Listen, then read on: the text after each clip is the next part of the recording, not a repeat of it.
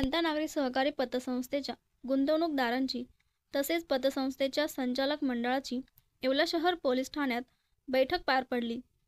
यावेळी संचालकांनी उडवाउडवीची उत्तरे दिल्याचं ठेवीदारांनी सांगितले असून पोलीस अधिकाऱ्यांनी सदर संचालकांच्या मालमत्ता जप्त करू असे देखील यावेळी या बैठकीत ठेवीदारांनी सांगितलं आहे।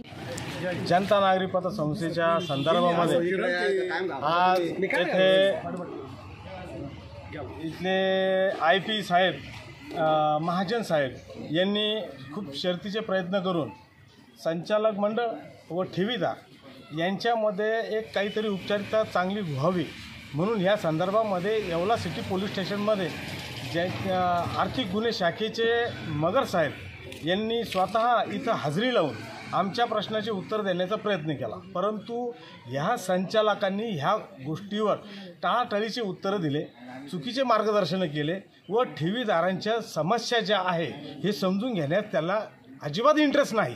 फक्त स्वतःच्या ठेवी 5.5 कोटी आम्ही यांच्याकडे दिल्या त्यांच्याकडे दिल्या। अरे पण ठेवीदारांचं काय याच्यावर कोणीच काही बोलायला तयार नाही। हां, ठेवीदाराला पैसे देऊ ना, केव्हा देणार अद्यापर्यंत निघलं नाही। परंतु मगर साहेब यांनी आम्हाला एक आश्वासन असं दिलं का सर्व संचालकांच्या प्रॉपर्ट्या जमा करून त्यांच्यावर बोजे चढवून आणि 88 प्रमाणे ज्या संचालकावर जशी कारवाई होईल त्या पद्धतीत 88 प्रमाणे त्यांच्या जबाबदारी निश्चित करू।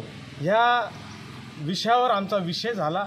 आमचं ठिय्या आंदोलन जे आहे ते अद्याप चालू आहे व तसेच प्रहार संघटनेचे अध्यक्ष फरताळे भाऊ अमोल फरताळे भाऊ यांनी आम्हाला सपोर्ट दिल्यामुळं आम्हाला बरेचसे प्रश्न सुटण्यास मार्गदर्शन झालं, मदत झाली।